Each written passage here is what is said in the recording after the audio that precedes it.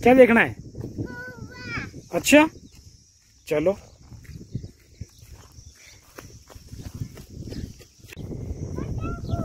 हाँ अभी देखेंगे। ये देखो बेटा, ये है ना, देखो वहां पर मेरा नाम भी लिखा हुआ है। कहाँ लिखा हुआ है? दीवार पे देखो, कहीं लिखा है क्या?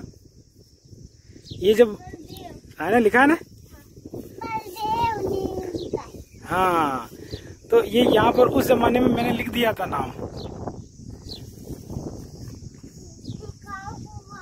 आओ इधर आओ दिखाते हैं। देखो सबसे पहले तो है ना, वो उधर बालाजी महाराज, उनको हाथ जोड़ो जाकर के, प्रणाम करो भगवान को। हाँ दूर से कर लो।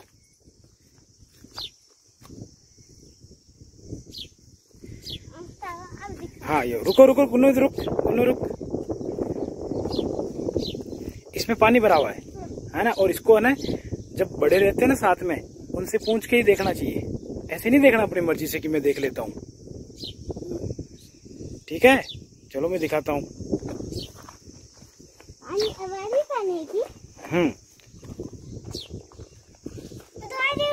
दिख रही कौन तन?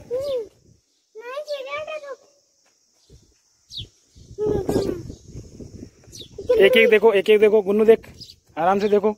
हाँ हो जा, झुक जा आगे की तरफ, रुक जा। जी दिख गया क्या? आया मजा? हाँ अब जीजी देखेगी, देख लीजिए नीचे पानी है। ठीक है, हौद तो देखे ना, ये मान लो ये अपने पूर्वजों का हौद है ये।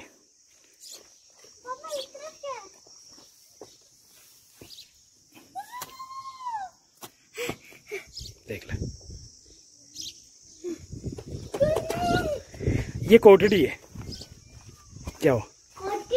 हाँ इधर, हाँ इधर भी ये पहले इंजन लगा हुआ था ना, यहाँ पर इंजन था।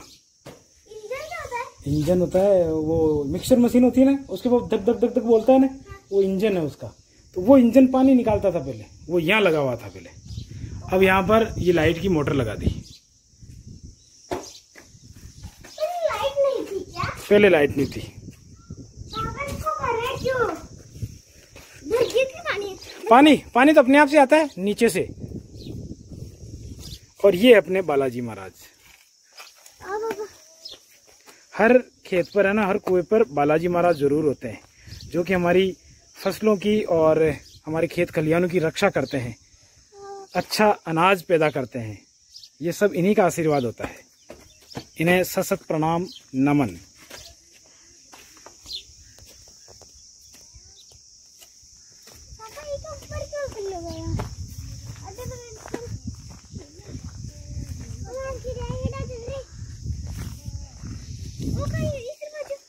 ये ना, ये कोटा है। पानी देखो, सबसे पहले क्या होता था, वहां से पानी निकलता था और उसका पानी आता था इसमें, इधर है ना, और उससे फिर निकल करके पानी वहां आता था।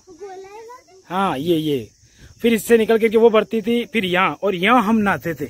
और जब बहुत ज्यादा नहा लेते थे ना आराध्या, जब ठंड लगती थी तब ये है ना, ये इस पे सो जाते थे हम। ये गर्म होती थी, इसके ऊपर सोते थे। ये बात है 1994 की।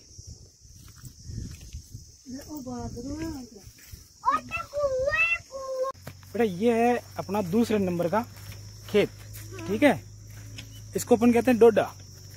ये गांव से थोड़ा साइड में है ना, इसलिए इसको मारवाड़ी भाषा में इसका नाम दे दिया डोडो। किसे खेत में कब डोडा में। और ये डोडा है खासपुरा रोड पर। ये सामने तेजा जी का मंदिर है। तेजा जी का ससुराल पनेर में ही था, ये तो पता है। हाँ, और इसको अपन ने रखा है अड़ावा, यानी गाय भैंसों के लिए चढ़ने के लिए, मवेशियों के चढ़ने के लिए।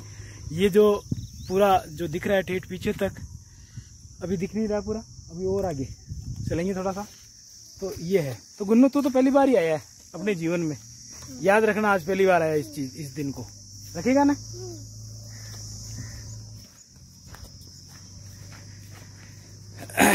सत्ताएं इसी प्रकार से हस्तांतरित होती है एक पीढ़ी से दूसरी पीढ़ी की ओर। और आज मैं गुन्नू और आराध्या को दोनों को अगर लेके आया हूं तो ये निश्चित रूप से उस हस्तांतरित होती हुई सत्ता का एक पहला भाग है। अब ये पूर्णतया कब हस्तांतरित होती है ये आने वाले समय में ही पता चल पाएगा। लेकिन जितने भी खेत हैं, 4 खेत हैं, उनमें से सबसे प्रिय खेत मेरा यही है, डोडा। हालांकि थोड़ी ये मिट्टी उपजाऊ कम है, लेकिन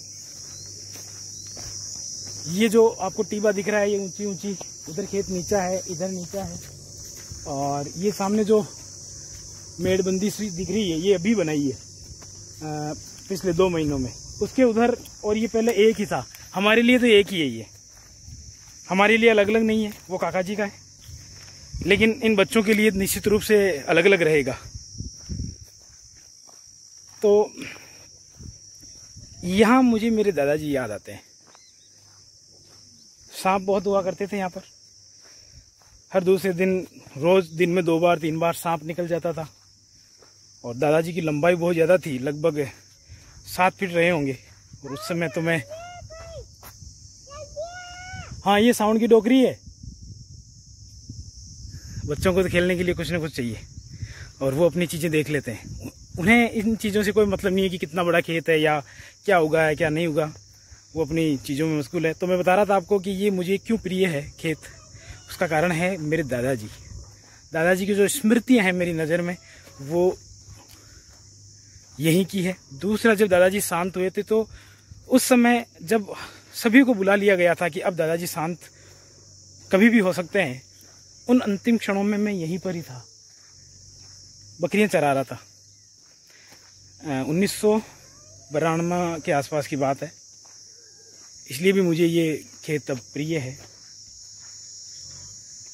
तो देखिए आप भी, खेजड़ियों के लिए प्रसिद्ध। धीरे धीरे खेजड़ियाँ तो खैर कम होती जा रही है, लेकिन फिर भी आज भी खूब खेजड़ियाँ हैं। इन दोनों को देखा जाए तो बहुत है।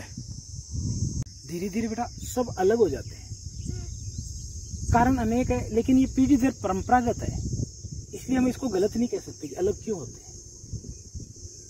स्वार्थवश अलग होते हैं, और परंपरा है इसलिए भी हम अलग अलग हो जाते हैं। तो ये जो खेत है ये अपने दादाजी का, यानी आपके दादाजी का है।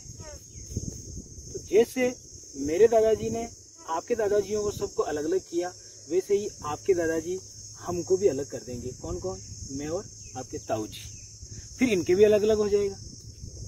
फिर आने मैं जब बड़ा होऊंगा, गुन्नू बड़ा हो जाएगा, तो गुन्नू को अलग अलग कर दूंगा। अब गुन्नू तो अकेला है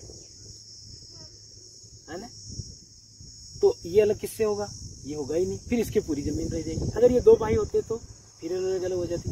जो परंपराएं चली आ रही है उनको हम गलत नहीं कह सकते बेटा, इसलिए उन पे क्वेश्चन उठाना गलत है। परंपराओं का निर्वाह करना है हमें पुत्र, परंपराओं का निर्वाह करना है हमें हमेशा। तो पापा सब प्रेम देने जावे और सबना मिलार एक चीज देवे तो सबना मिलार बांटते खावे ना। तो आप है ना यान खेत है ना भी सबने दे दिया है ना। लेकिन बेटा परंपराएं बनी आई है, सब अलग अलग होते हैं। शामिल होना, अलग होना, ये तो परंपराओं से है ना। लड़के अलग नहीं हो रहे हैं, परंपराएं है इसलिए हम अलग हो रहे हैं। कौन अलग होना है? हाँ पुत्र, ये कहानी बेटा खत्म नहीं हुई है। ये कहानी पीढ़ी दर पीढ़ी चलती है। हमारे पूर्वजों ने हमारे पिताओं को, और हमारे पिताओं ने हमें सुनाई है ये कहानी, और हम आपको सुना रहे हैं। आप भी आने वाली संतति को ये कहानी सुनाते रहना। ये परंपरागत है, चलती रहेगी। और ये यहाँ पर खा गया, ये रोए गया तो बोले कौन रिया हुई गए साग ठोक रह गयो, साग ठोक बोले रह गयो और कहीं हो गया।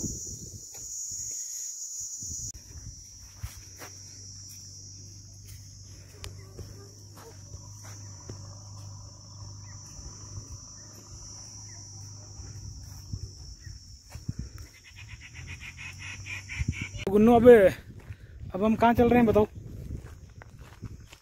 अब दर्शन लेने। दर्शन लेने चल रहे हैं, तेजा जी महाराज के मंदिर चल रहे हैं हम।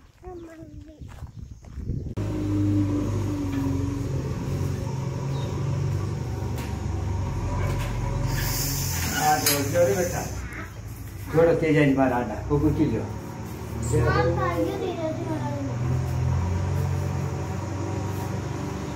ज्यादा आजा बनो ये कम साला तो देखो खेत नंबर 3 काट्या गुन्नू क्या लगे खेत? अच्छा है। तो गर्मी ज्यादा लग रही है या मजा ज्यादा आ रहा है खेत का? गर्मी लग रही है। लग रही है ना गर्मी, गर्मी बहुत ज्यादा है। अरे जी इस खेत का क्या नाम है? गोनेवाला। हाँ नाम तो पिछाड़े खेत थारो नाम क्यों रखो? गोनेवाला क्यों रखा? डोडा को तो बता दियो भाई के डोडो हो जी डोडो रख दियो।